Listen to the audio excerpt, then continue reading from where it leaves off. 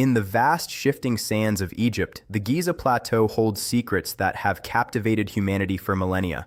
The Great Pyramids aren't just tombs, they're monuments to human ingenuity and ambition. For 4,500 years, they've stood silent, watching empires rise and fall.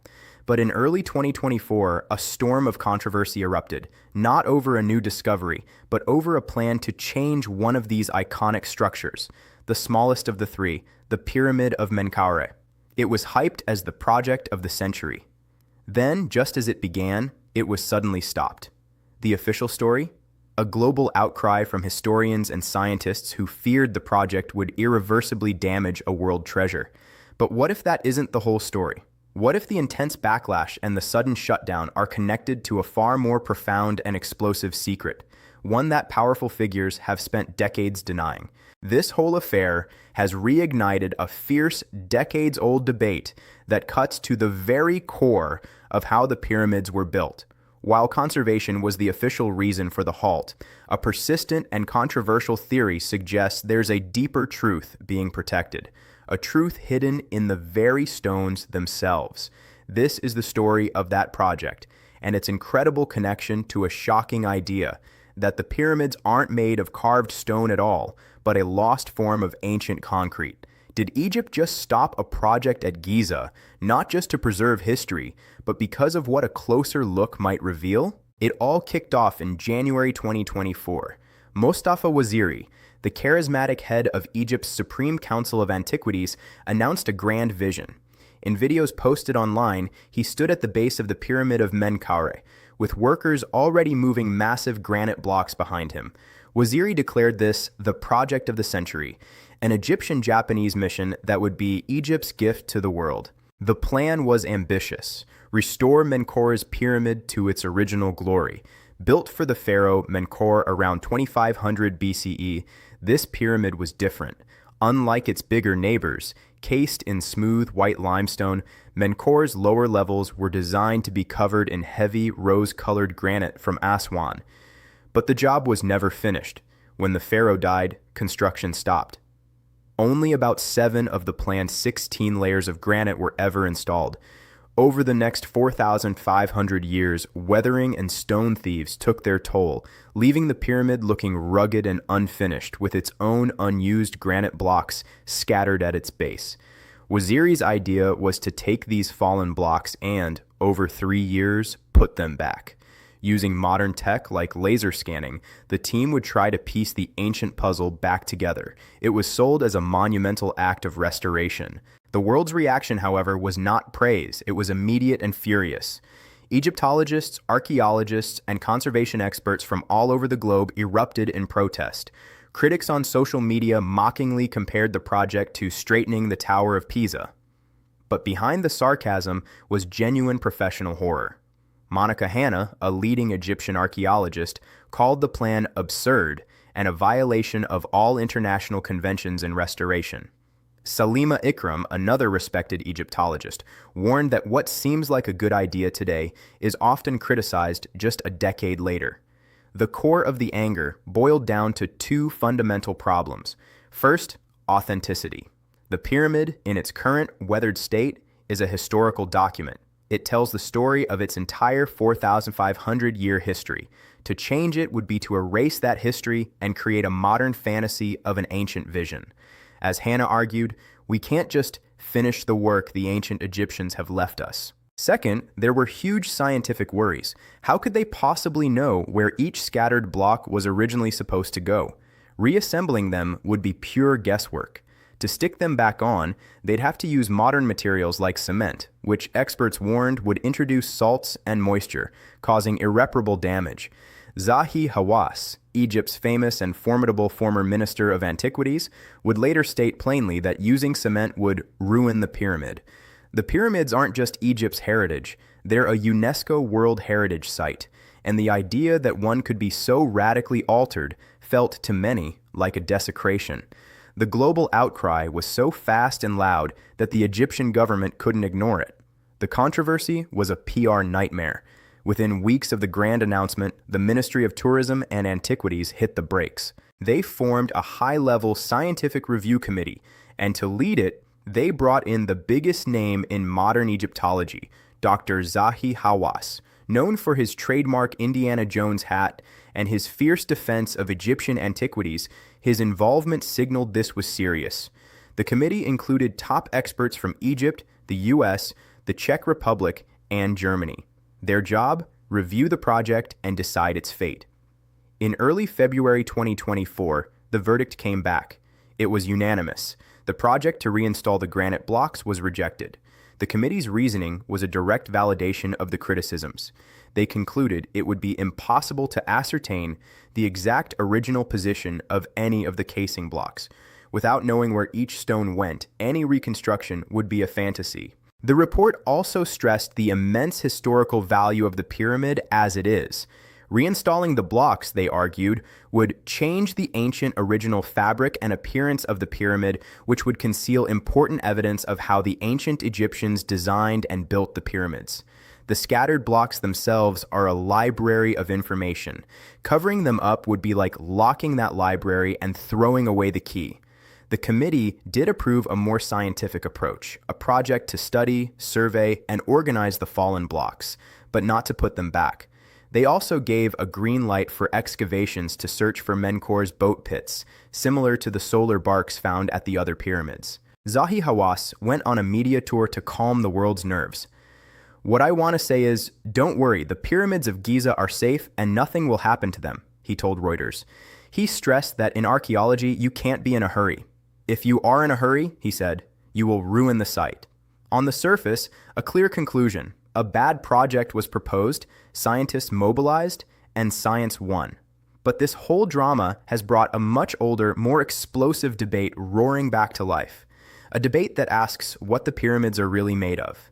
The story of the Menkaure pyramid is a perfect example of how modern science is constantly re-examining ancient history. These are the kinds of stories we are passionate about. If you find this journey into an ancient mystery as fascinating as we do, please take a moment to subscribe and click the notification bell. We have so many more secrets to uncover, and you won't want to miss what's next. Now back to the secret in the stone. Officially, the Menkaure project was stopped for clear, well-documented reasons. But whenever a project at Giza is suddenly canceled, especially one that involves looking closely at a pyramid structure, it fuels speculation. In this case, it poured gasoline on one of the most contentious theories in Egyptology, the geopolymer, or ancient concrete theory. For decades, this idea has lurked on the fringes of mainstream archaeology. It suggests the pyramids weren't built by thousands of workers hauling massive quarried blocks up giant ramps. Instead, it argues the Egyptians were master chemists who engineered a sophisticated form of limestone concrete. They didn't lift the blocks, they poured them.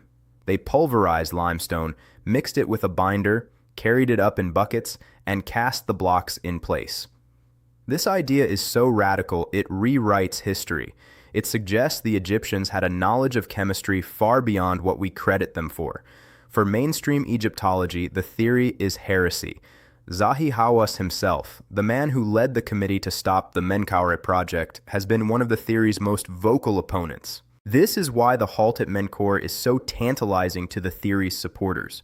The project would have been the most intensive, close-up analysis of the pyramid's base materials in modern history. It also happened to coincide with other high-tech scans.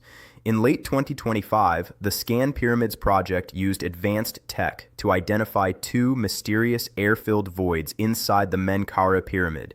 These were interpreted as possible evidence of a hidden corridor or even a second entrance. Now, to be crystal clear, there's no official link between the discovery of these voids and the cancellation of the renovation project a year earlier. But for those who believe in a cover-up, the timing feels a little too perfect. They ask, what if the project was stopped not just to preserve authenticity, but to prevent the world from getting too close a look at the blocks? What if a detailed analysis of the pyramid's core, exposed where the granite had fallen away, would reveal evidence that the inner limestone blocks weren't quarried at all? This brings us to the heart of the mystery. Is the geopolymer theory just wild speculation, or is it a suppressed truth? To understand, we have to meet the man who started it all. The father of the modern geopolymer theory is a French materials scientist named Joseph Davidovits. Since the late 1970s, Davidovits has waged a lonely war against the archaeological establishment, armed with a microscope and a deep knowledge of chemistry. According to Davidovits, the ancient Egyptians were alchemists of stone.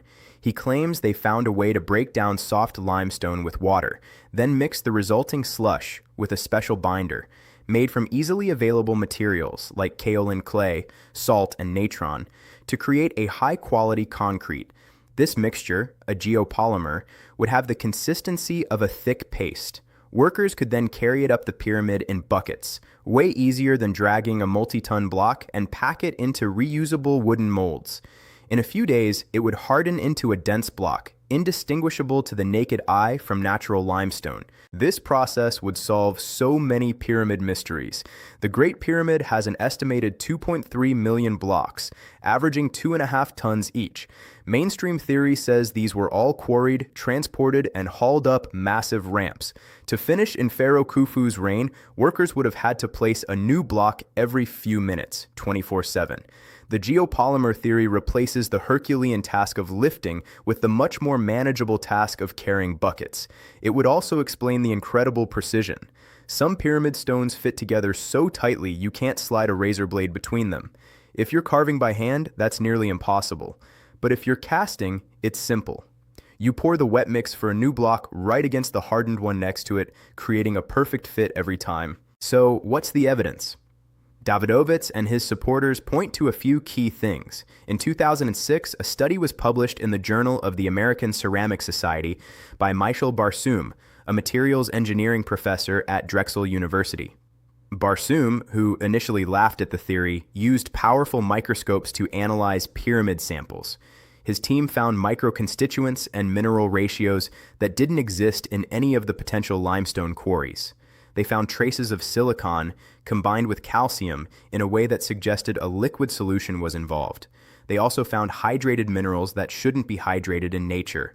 The study concluded there was microstructural evidence of reconstituted limestone blocks in the Great Pyramids. Even MIT has explored the idea.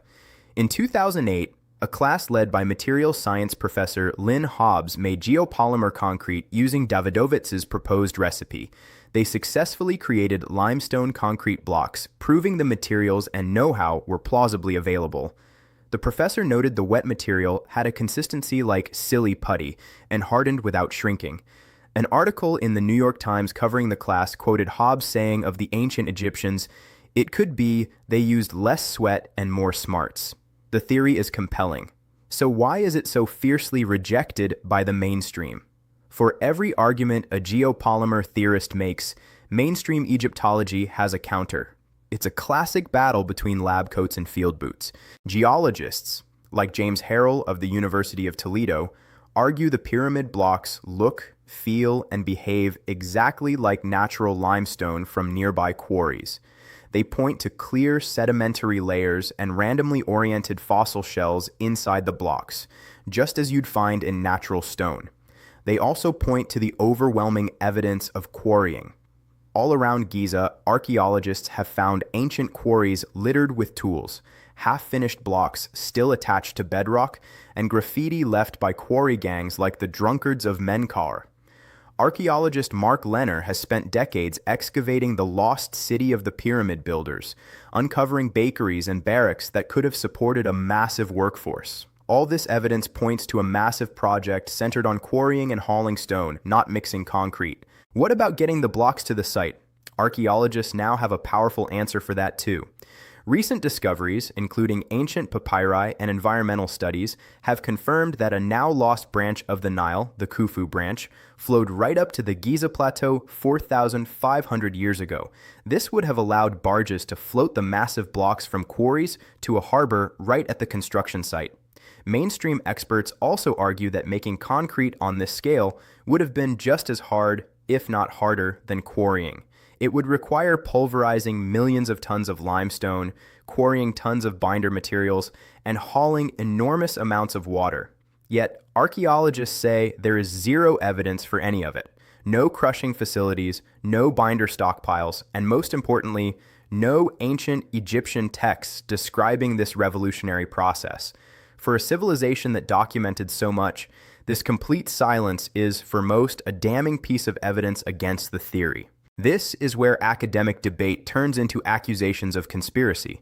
Joseph Davidovits claims the evidence is there, but it's being suppressed. He argues that geologists aren't trained to recognize geopolymers and mistake them for natural rock. His institute's website boldly states, "Believing in the artificial stone theory, or countering it, is simply no longer relevant. It has become a fact, a truth."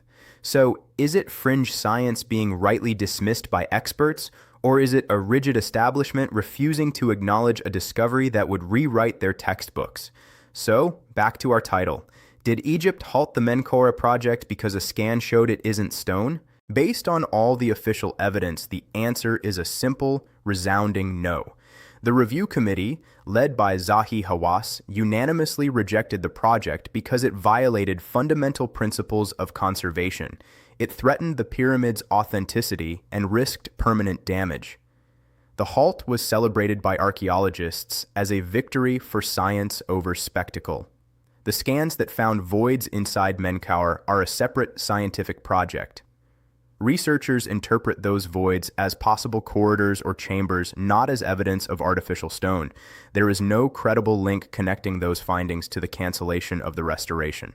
And yet, the controversy around the Halted project is a lightning rod for the much bigger mystery of how the pyramids were truly built.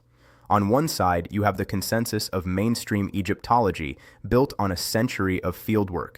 It tells a story of quarries, ramps, and rivers, a theory supported by a mountain of archaeological evidence. On the other, you have the persistent theory of ancient concrete. Born from material science, it offers a radical solution to an ancient engineering puzzle. It's supported by microscopic analysis and the passionate advocacy of scientists who believe they've seen proof of a lost technology.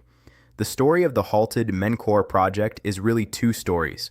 One is a documented, factual debate about conservation ethics. The other is a flashpoint that illuminates the deep divide over the very nature of the pyramids. It's a reminder that even after 4,500 years, these stone sentinels haven't given up all their secrets. The official story is preservation. The alternative is suppression. What you choose to believe depends on whether you trust the archaeologists in the field or the chemists in the lab. Is this a simple case of archaeological preservation winning the day, or do you believe there are still deeper secrets about the pyramid's construction waiting to be uncovered? What do you think is the truth hidden in the stones of Giza? Let us know your thoughts in the comments below. And if you enjoyed this investigation, please hit that like button, subscribe to the channel, and share this video with someone who loves to question everything. Thanks for watching.